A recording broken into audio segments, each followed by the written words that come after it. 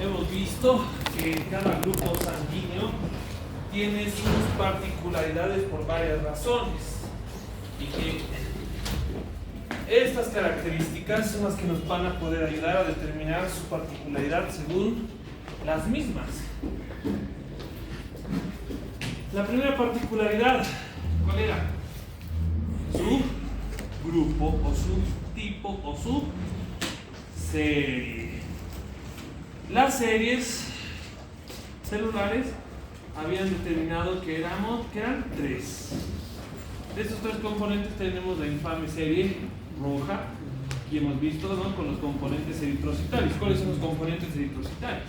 El primero, lógicamente, los glóbulos rojos, la hemoglobina, el volumen corpuscular medio, la hemoglobina corpuscular. En contraste teníamos la serie blanca, también llamada leucocitos. Vamos a cambiar de color para que no se confundan.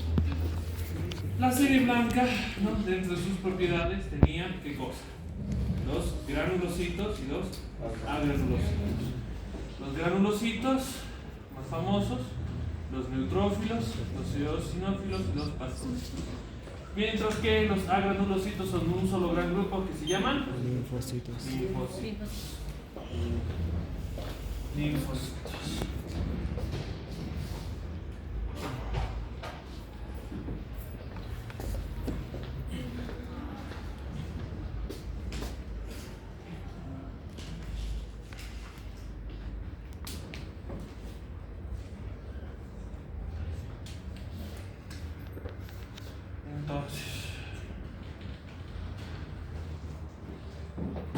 Y finalmente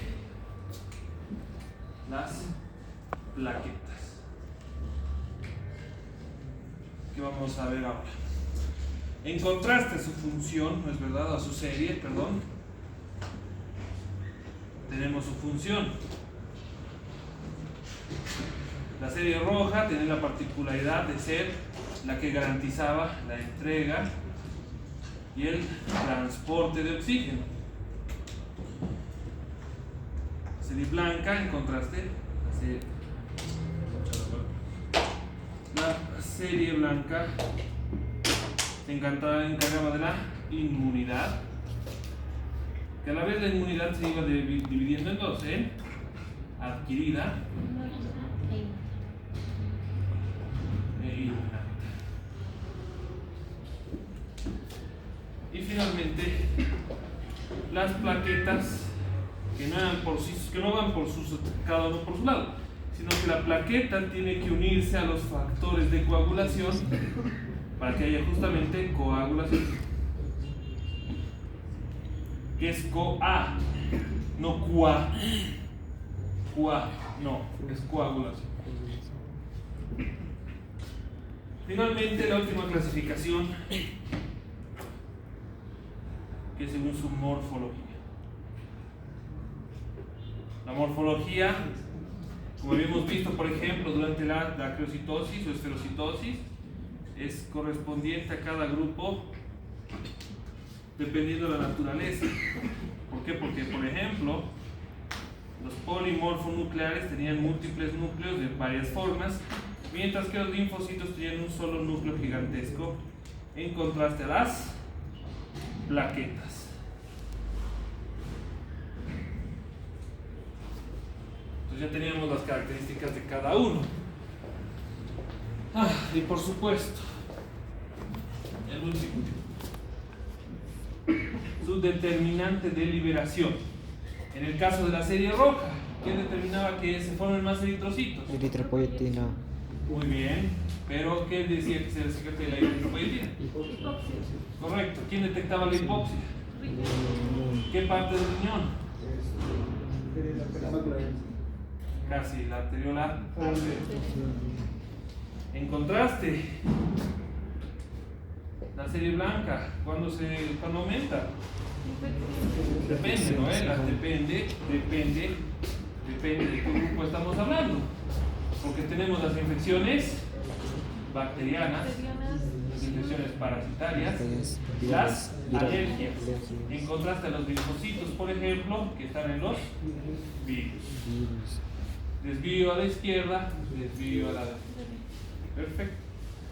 Entonces, procesos inmunitarios. Y el último, la coagulación. Los estímulos para que estas sustancias o para que estos grupos celulares se formen y trabajen con la unidad que es el agua, ¿no es verdad? Tenemos la hipoxia en primer lugar, ¿no es verdad?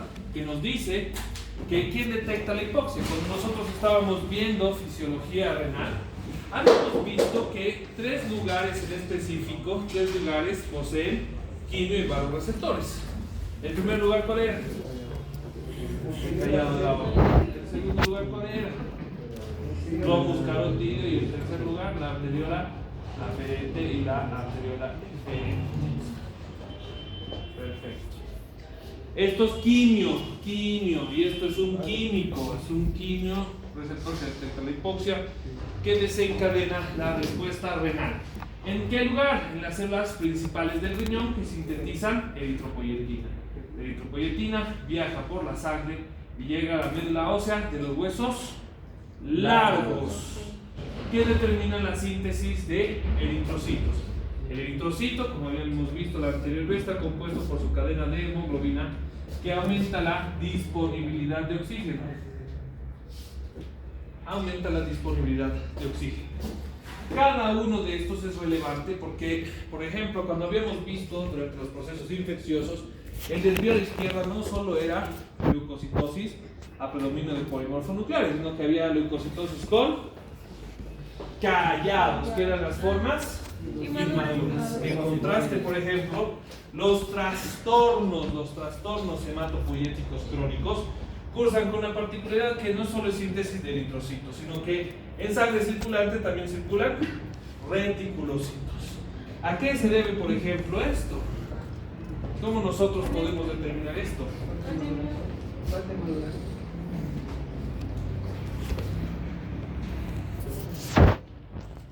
Hay una serie de enfermedades, por ejemplo, en las que los pacientes cursan con hipoxia de forma crónica.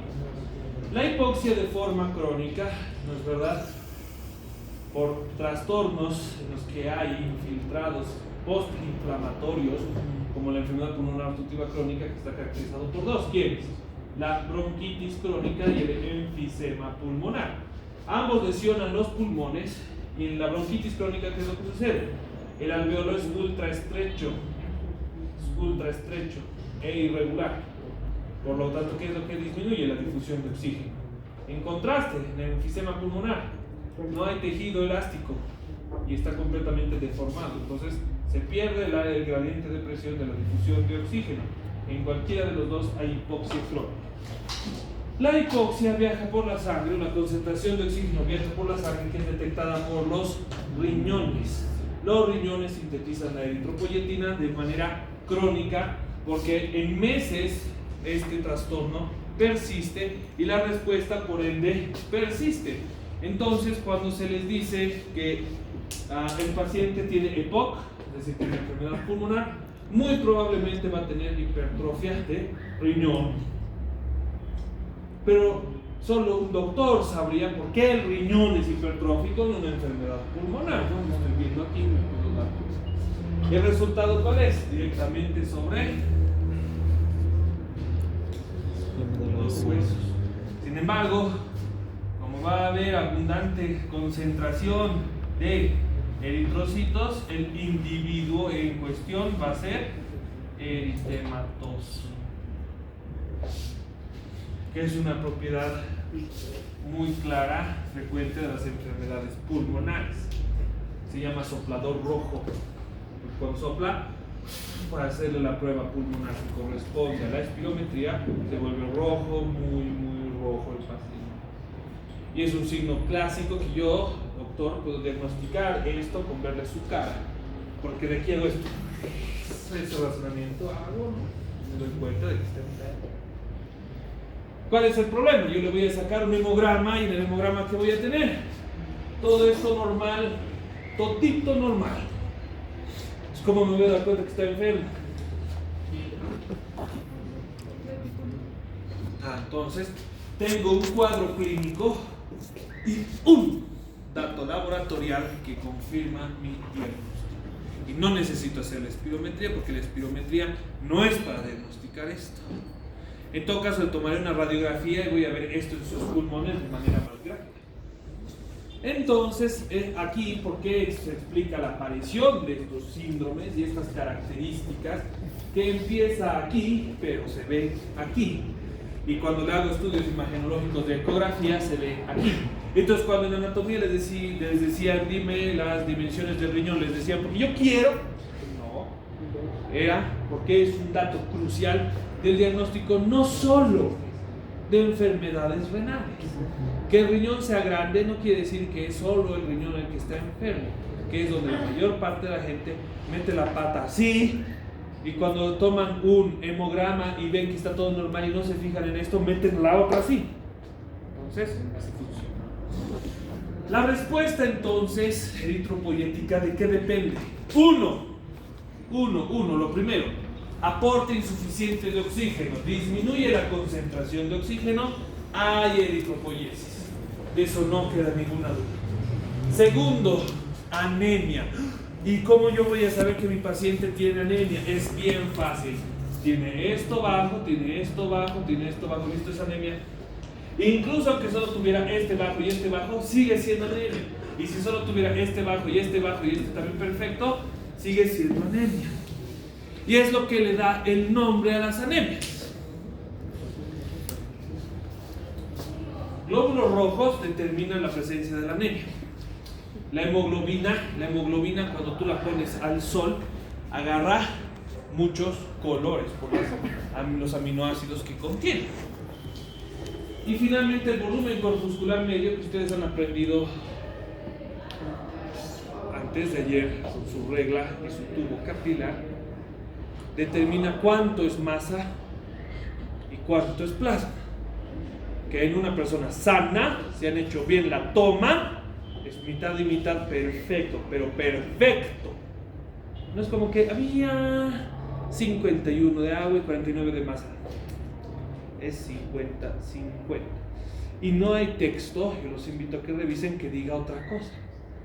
Porque es un equilibrio perfecto. Porque si no fuera perfecto, te mueres. ¿Listo? ¿Todo pasa esto? ¿No? Entonces, cuando la morfología es normal, se llama célula normal, normocitosis. Y como la hemoglobina adquiere color, y el color bajo el microscopio es referencia de su presencia, es normocrómico.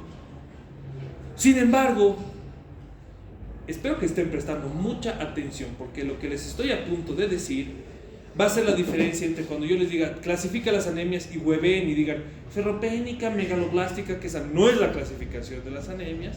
Lo que estoy a punto de decirles sí lo es. Entonces van a haber dos tipos de personas en el mundo a partir de este momento: los que saben las anemias por su causa y los que saben las anemias por su mecanismo, que cuando yo sé el mecanismo, en contar hasta 3 puedo darme cuenta las causas. Entonces, glóbulos rojos bajos es anemia. Entonces, si solo tienes un conteo bajo de glóbulos rojos, pero tu volumen corpuscular, es decir, cuánta masa eritrocitaria tienes, es normal, y cuánta hemoglobina tienes, es normal, abran esa ventana por favor, que aquí no se puede respirar nada, es una anemia normocítica, normocrómica, cromos, color. No, la hemoglobina emite color, entonces tú ves al microscopio, emite la cantidad normal, entonces normocrómica. Sin embargo, si la anemia, disminución de glóbulos rojos, carece de hemoglobina, se llama hipocrómica. Y si los glóbulos rojos son gigantescos, como en la ausencia de vitamina B, ¿qué se llama eso? Anemia pero se llama megaloblástica porque es una anemia macrocítica, es una anemia con células gigantes. Entonces es una anemia con poca hemoglobina, hipocrómica, con mucha masa eritrocitaria, macrocítica. En contraste, si está sufriendo de hemólisis, le has donado sangre que no era su tipo, todito se va a destruir. No va a dejar nada la inmunidad. Es por eso que no se da, porque no perdona nada. Estos individuos, muchachos, métanse esto en su cabeza, no lo perdonan nada, van a destruir todo. La sangre va a ser entre 75 y 86% agua. No va a quedar nada, se va a morir ese individuo, a menos que le hagan una buena terapia. Los pacientes que reciben sangre que no son de su tipo se despiden así de la gente y se van a la terapia intensiva a ver si salen, por si acaso. Entonces hay que manejar la sangre con mucho cuidado. Entonces, si hay hemólisis, todo está destruido. Hay anemia hipocrómica, la masa ha sido destruida, microcítica. Así es como se clasifican las anemias. ¿Cuáles son los tipos de anemia? Anemia ferropénica. Listo, mal. No te estoy preguntando eso, porque en ningún momento yo he anotado aquí el conteo de hierro.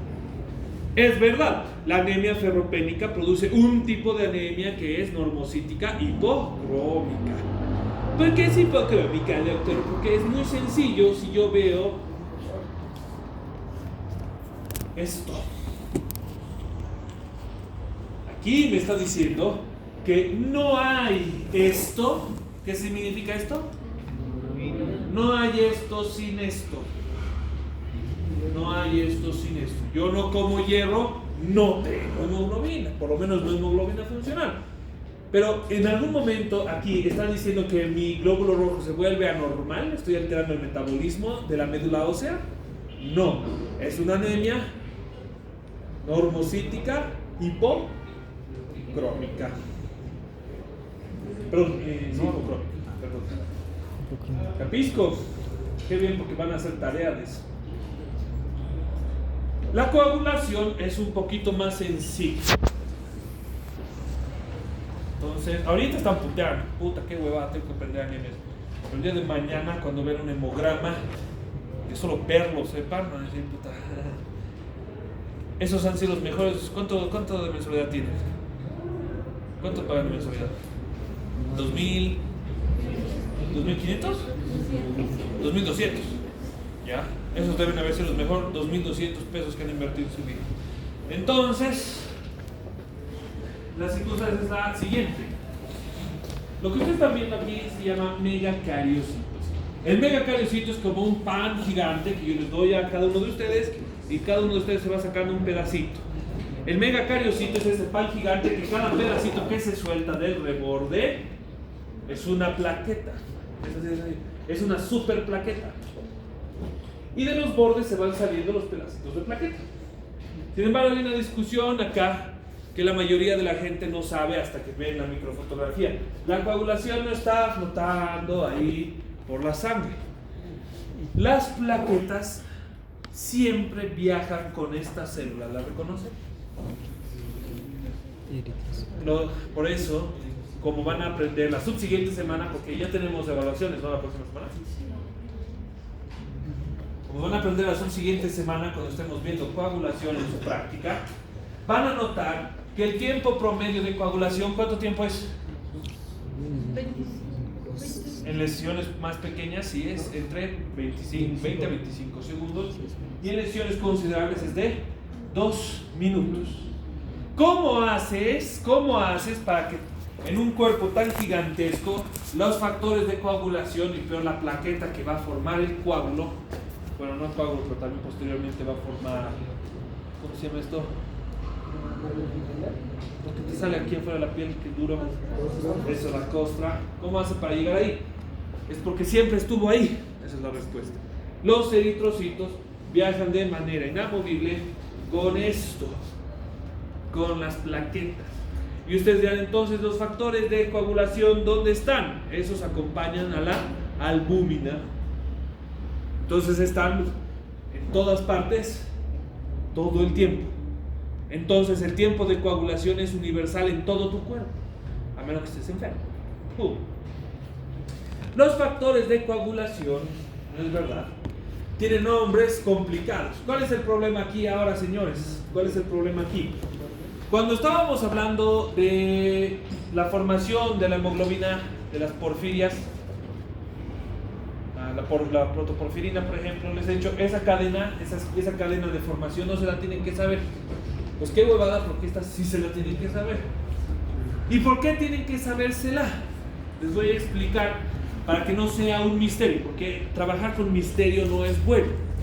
Resulta que, por ejemplo, actualmente hay medicamentos anticoagulación y trombolíticos. El trombolítico tú te lo inyectas y hace lisis de los trombos, deshace los trombos. Es decir, si hay un trombo obstruyendo un vaso, le hace lisis, lo degrada. Que no es lo mismo a un anticoagulatorio, que tú te tomas una pastilla y reduces las probabilidades de que estas proteínas se precipiten y coagulen. Entonces, uno evita que se formen los coágulos y el otro deshace los trombos. No es lo mismo, anticoagulante y trombolítico, no son lo mismo. Por ejemplo, hay un trombolítico que es muy famoso porque es la primera causa de fiebre de origen desconocido en el paciente no tuberculoso. La primera causa de fiebre del síndrome FOD, fiebre de origen desconocido, es la tuberculosis, es la TB. Que viene, son las 3 de la tarde y te viene fiebre. Son las 11 de la noche y te viene fiebre. La primera causa es TB. Y la causa medicamentosa es la warfarina, con W como Wario, el enemigo de Mario. Warfarina. Había un meme buenísimo de eso, pero no lo encuentro. De la warfarina. Entonces aquí hay una circunstancia. La warfarina es un trombolítico. Cuando estás con un infarto te dan la warfarina para que el trombo se deshaga. Y después de que te han deshecho el trombo, te identifican estos factores y si efectivamente son patológicos, te empiezan una terapia coagulatoria. ¿Cuál es el problema? ¿Cuál es el problema? Y aquí es el por qué tienen que saber la cascada de la coagulación. Porque cada medicamento, como ustedes saben, ¿han escuchado alguna vez de los antibióticos? ¿Han ido a mi presentación de antibióticos? Han visto que ningún antibiótico era igualito al otro, ¿eh? Que incluso entre medicamentos que eran de la misma familia no eran iguales. Entonces, ¿cuál es la característica aquí? ¿Cuál es el problema acá? Que todos los medicamentos para la coagulación actúan en diferentes proteínas de la coagulación, porque cada enfermedad de la coagulación es distinta una de la otra, porque no es lo mismo tener una enfermedad como el síndrome antifosfolipídico, que hay coagulación precoz por activación precoz de las calicreínas mediada por autoinmunidad, que tener éxtasis sanguíneo por insuficiencia cardíaca con tendencia a la hipercoagulabilidad. Hipercoagulabilidad hay en las dos enfermedades, pero los mecanismos son. Por ende, las cosas que salen mal en ambas enfermedades son distintas. Por ende, a ver, mecanismo distinto, proteína de coagulación distinta, medicamentos distintos. ¿Códigos al doctor? Bien, entonces les presento los factores de coagulación. Falta uno. Ahora que está el factor estabilizador de fibrina, también llamado Loki Laurent, Packers. Vayan a leer su libro. Ok. ¿Cuál es la cuestión? Tienen que saber. Y ustedes dirán, ay, ¿qué hace? Resulta, no, les voy a decir qué es lo que va a pasar. Así sean buenos o malos, ustedes pueden notar por las becas. Entonces, digamos que tienen malas notas aquí, las becas igual te aceptan. Y si demuestras que sabes, puedes estar bien. Porque yo tenía pésimas notas en las materias como epidemiología, auditoría médica, malísimo en eso. Aprendí al final, no es que me cagué, ¿no? Sé lo que están pensando ahorita. Yo me sé como el doctor Israel, me voy a cagar en auditoría médica. No estoy diciendo. ¿Cuáles las circunstancias, sin embargo? Si ustedes van y los becan, ¿saben qué? Ustedes véngase a México y haga su especialidad en cirugía gastrointestinal. Van a ir. ¿Y cómo les van a presentar sus estudios? Con este nombre. Y luego van a ser muy cracks haciendo cirugía abdominal y les van a decir, che, ¿no quieres aprender? Hay una beca para que hagas cirugía abdominal exclusiva de extracción de tumores. ¿Dónde? En Oxford, en el UK. van, cruzan el Atlántico, llegan y ¿qué creen? Los estudios saben con qué nombres van a estar. Entonces, ¿no? Hay una, ¿cómo se llama esto? Idiosincrasia, país a país. Entonces, como yo conozco las idiosincrasias, porque yo he estudiado en ambos, he estudiado en México y he estudiado en Europa, entonces sé cómo van cada una de las cosas. No les recomiendo que vayan a Europa, pues vayan a otro lado, ¿no? Es carito, está cariñoso, ¿no? Entonces, ¿qué es lo que tienen que hacer?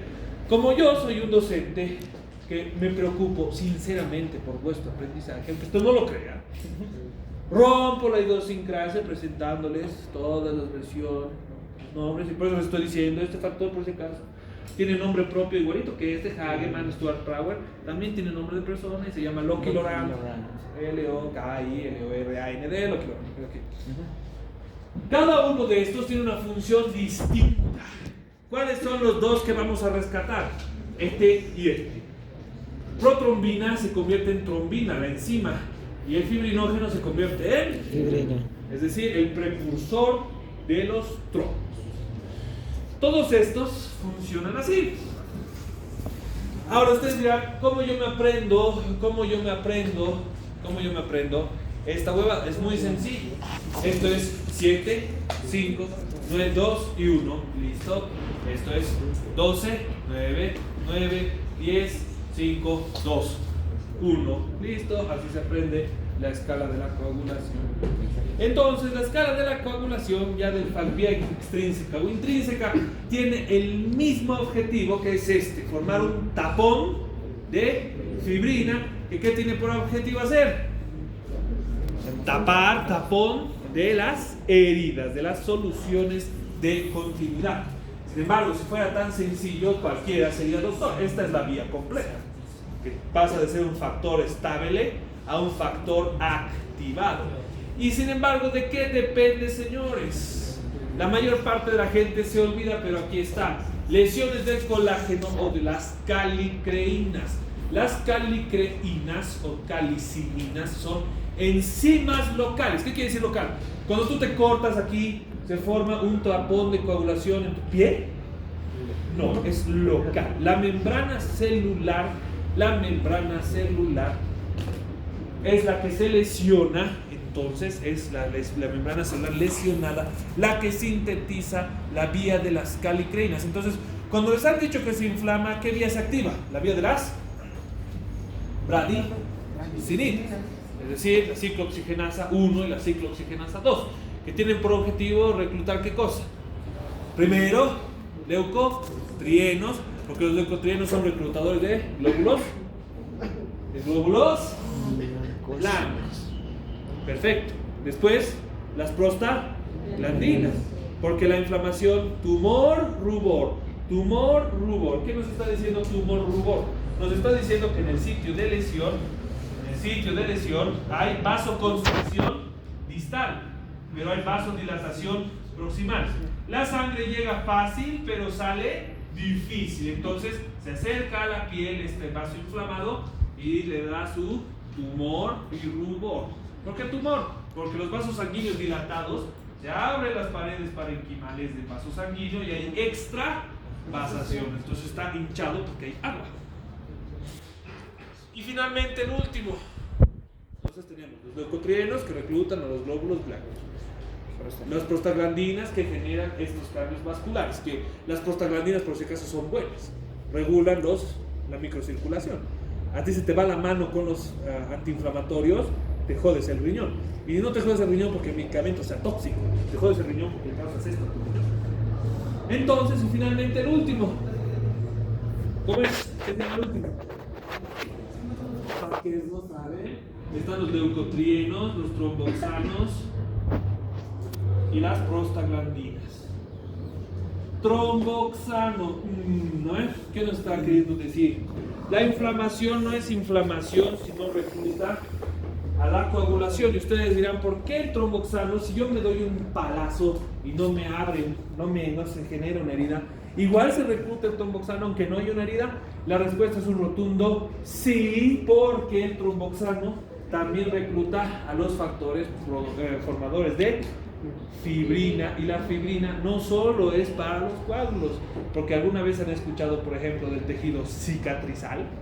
En el tejido cicatrizal quiere decir que el tejido sano el tejido enfermo murió y ha sido reemplazado por tejido fibroso, y eso no hay sin esto. Entonces aquí está el objetivo final, que es formar el coágulo. Perfecto. Los estímulos son las lesiones celulares. El objetivo final, ¿cómo se produce? Es esto, ¿no es verdad? Entonces se detiene la hemorragia, ¿no? Entonces estudiaremos esto. Daño tisular a la pared celular. ¿Qué es lo que va a pasar? Y aquí es donde está la diferencia. Aquí está la diferencia. Hay exposición de colágeno, se activa la vía intrínseca. Hay lesiones de tejido, la vía extrínseca. Es decir, el vaso sanguíneo se lesiona y el vaso sanguíneo está hecho de colágeno tipo 4, lo cual explica ¿qué cosa? La presencia de estas sustancias. Y la vía extrínseca. ¿Qué tienen en común la vía intrínseca y la extrínseca? Agregación plaquetaria que genera hemostasia temporal. Cuando las lesiones son demasiado grandes para generar hemostasia, solo te compran. ¿Cuánto dura? ¿Cuánto se forma el coágulo? 2 minutos. No es hemostasia ideal. Está hecha para las pequeñas cosas. ¿El resultado final cuál es? Ya han entendido. La reparación del tejido. ¿Cuál es el problema? Mientras más profundo sea, más difícil es de recuperar. Y así como el tromboxano está evitando que pierdas más sangre, va a ser el que te deje una cicatriz. Desgraciadamente. ¿Por qué? Porque es tejido cicatrizal. El tejido cicatrizal siempre tiene otro color. Tiene color rosado. Al menos que sea una lesión en personas marihuanas, por ejemplo, que ya van a ver. Muy bien. Aquí con la sangre.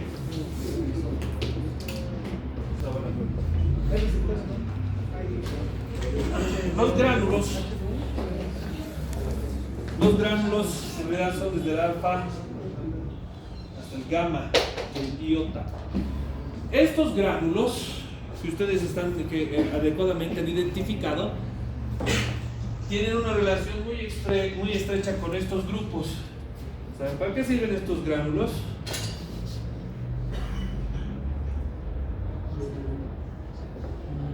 Las plaquetas son células de la sangre. Perfecto. Son el componente leucocitario humano que pertenece al grupo de los cúmulos de diferenciación. Es por eso, por ejemplo, cuando yo les he mencionado que había una enfermedad que se llamaba síndrome antifosfolipídico. El síndrome antifosfolipídico es una enfermedad autoinmune, pero que no afecta ni al colágeno, ni al páncreas, ni a la tiroides. Es una enfermedad que identifica los cúmulos de diferenciación plaquetarios, que pueden ser de muchas variedades, ¿no? Dependiendo con qué sustancias se integran. Y ustedes dirán, ¿pero por qué hay tantos gránulos? Porque hay muchas calicreínas. Y cada una es específica, porque funcionan mediante estereoespecificidad. Entonces, la autoinmunidad, por ejemplo, que estoy enseñando es fisiología a partir de una patología, permite que el cúmulo de diferenciación se active dependiendo del estímulo. ¿Y por qué dependiendo del estímulo? Como van a ver en su próxima práctica, ¿qué creen que van a tener que hacer una práctica de coagulación?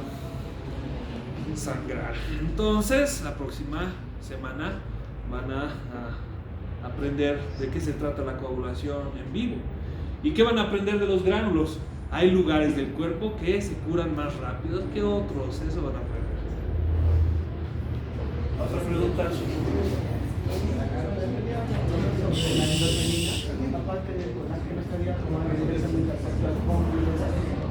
Ya, la endogenina. La endotelina. Sí, la endotelina no es nada más que el precursor de todas las sustancias que se encuentran dentro del vaso sanguíneo. ¿Se acuerdan que les habíamos mencionado que el vaso sanguíneo tiene un tapiz por adentro? ese tapiz funciona con un montón de sustancias. Primero, ¿qué tenemos? Tenemos las calicreínas. ¿Qué segundo tenemos? Tenemos estas sustancias. ¿Qué otra cosa tenemos? El óxido nítrico. Todas esas sustancias son derivadas de la endotelina. Toditas. Y la endotelina es el precursor. ¿Dónde entra la endotelina? La endotelina está inactiva hasta que hay activación del tromboxano A2 con las calicreínas. Me voy a explicar más de forma más clara. Las proteínas de la coagulación, imagínense que son como cadenas que se encuentran completas. Son cadenas completas. Sin embargo, cuando hay una lesión, lesionamos el vaso sanguíneo. Cuando lesionamos el vaso sanguíneo, las calicreínas rompen el enlace que quedaba libre. Y al quedarse roto el enlace que quedaba libre, ¿saben quién se une a estas proteínas de coagulación? Las plaquetas. Entonces las plaquetas se añaden a estas proteínas y les permiten que tengan su propio ciclo de vida. La enzima que necesitamos para que esto funcione con esto es la endotelina. Es el precursor de la función. Entonces es como si yo les dijera, ¿cómo se llama esto? Proteína de coagulación más plaqueta. Ese más es la endotelina que permite su unión, porque es una enzima precursora del sistema de coagulación. ¿Sí? ¿No tenía relación la endotelina con el factor de von Willebrand para activar las plaquetas? Ya, les daremos pues nombre a esta proteína, von Willebrand. Esa es exactamente. Otra pregunta. ¿Qué es lo que pasa en una persona hemofílica? ¿No va a tener un factor de coagulación específico? Ya. Eso es una pregunta muy extensa, porque la hemofilia tiene 3 clasificaciones, tipo 1, tipo 2. En cada una de las hemofilias, no soy experto, soy hematólogo, carecen de ciertos factores. La hemofilia más grande es la más grave, es la de tipo 2, que carece del factor tipo 7. Porque el 7 es el que desencadena la vía. Correcto, no tiene vía extrínseca. ¿Sí? En los agranulados, ¿por qué no considero los monocitos? ¿Qué? Los monocitos. ¿Dónde los encuentras? Agranulados. Agranulocitos. El monocito, ahorita no me acuerdo a qué grupo pertenece, pero yo sé que es el linfocito. Ah, sí, linfocito y monocito. Tienes toda la razón. Ay, aquí está.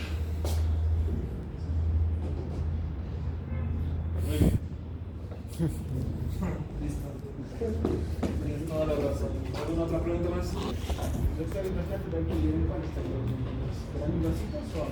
¿Una tranquila? Ah, granulocitos.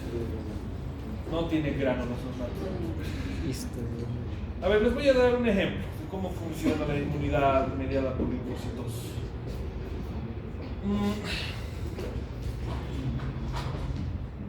La mayor parte de la gente confunde, por ejemplo, los dos mecanismos. Voy a anotar aquí 2 infecciones y vamos a diferenciarlas por eso. Vamos a poner aquí hepatitis versus fiebre amarilla. Ambas tienen una cosa en común, ¿qué es? Los síntomas. ¿Qué otra cosa? Síndrome febril. ¿Qué otra cosa? Síndrome constitucional, porque no quieren comer. Ok. ¿Cuál es la circunstancia con esto? Durante la inmunidad, digamos, aquí vamos a dibujar nuestro. ¿Nadie ha visto eso? Acabo de ver un fantasma. De la nada.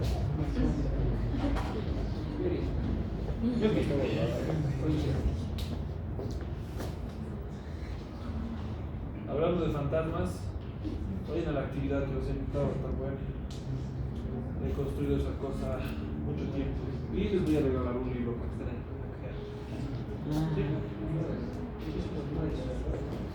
Ok, entonces, ¿cuál es la circunstancia?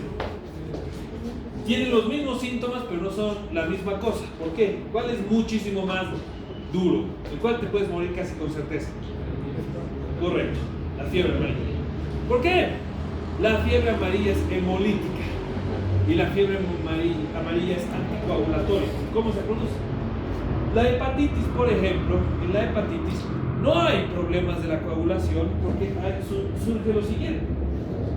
Cuando está infectado por el virus, que es el ARN viral, este ARN viral es reconocido por las inmunoglobulinas, las cuales se adhieren y por naturaleza, natural killer, eliminan a la célula, y al eliminar a la célula, ¿qué eliminan? El ARN. ¿Qué tienen adentro los hepatocitos? Tienen AGT, ALT y por supuesto bilirrubina. Entonces al morirse el hepatocito, ¿qué libera la sangre? Bilirrubina, explicando este síntoma. Correcto. Sin embargo, aquí hay una diferencia. Aquí no sucede eso. El ARN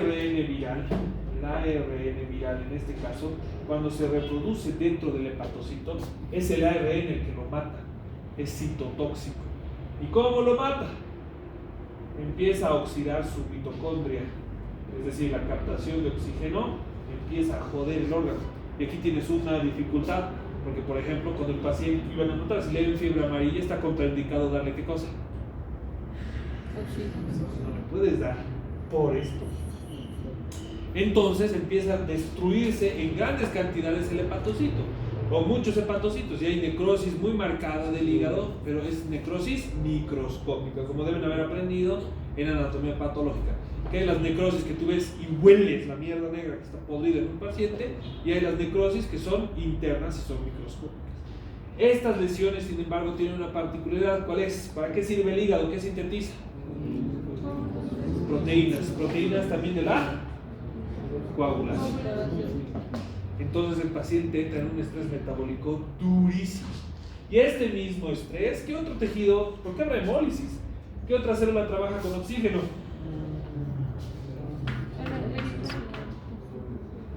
Entonces hay hemólisis. Y el paciente agarra y no me siento bien, sangre. ¿Y tú qué tienes que hacer? ¿Atenderlo? No toques esa sangre.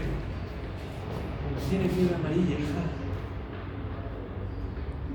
Yo sé que ustedes están peleados con calzarse guantes y gorros, es necesario, ¿no? Es de ahí esa diferencia. Funciona.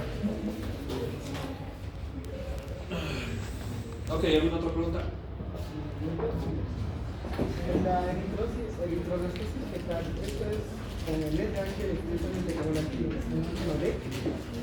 La eritroblastosis fetal es de dos tipos. Está el A al B, que aquí en Bolivia casi no hay, en el Perú casi no hay, en la Argentina casi no hay, en Chile hay un poquito y en el Brasil hay un montón. ¿Cuál es el factor que sí hay aquí en Bolivia, que es una cagada? El RH. El bebé se está formando dentro de su madre y su médula ósea todavía no funciona, depende exclusivamente de su mamá, pero ahí hay un problema. La sangre que recibe el producto llega a través de un cordón que se llama cordón, lo está siendo nutrido por esa sangre, pero en cuanto empieza a funcionar su médula ósea, sorpresa, la madre es RH negativo, entonces nunca entró en contacto con el factor Rhesus, y el hijo, porque su padre y su abuelo sí es RH positivo. ¿Qué creen que va a ser la inmunidad de la madre? No lo va a matar, pero sí va a querer destruirlo. ¿Y cuál es la suerte? Porque si nace normal. Cuando hemos visto la anterior clase, en el ciclo de vida del eritrocito, liberaba su bilirrubina indirecta para volverse directa. ¿Qué determinaba que se vuelva directa? La glucuronización de la bilirrubina indirecta. Pero esa enzima a los bebés no les funciona. Entonces la eritroblastosis solo se genera mientras haya cordón umbilical. Y como no hay una enzima del citocromo P450 del hígado que pueda generar células inmunes del producto, entonces parece que está cursando con una respuesta inmunitaria leve. Es la sabiduría de la naturaleza que no le da inmunidad a los productos hasta que nace. ¿Y de dónde viene su inmunidad después de que nace? ¿Qué toman los bebés? A calostro los primeros 2 días y después toman leche materna. Correcto. ¿Y de qué está llena la leche materna? Inmunoglobulina. Está bien, no es tu deber saber todavía. El A. ¿Preguntas? No. Muy bien, señores. Entonces, aquí con el tema de la sangre. Para hacerlo más sencillo, los que vayan a la actividad como la anterior les vamos a regalar 5 puntos. ¿Les parece? Ya. Y además de paso van a aprender algo, van a culturizar un poquito.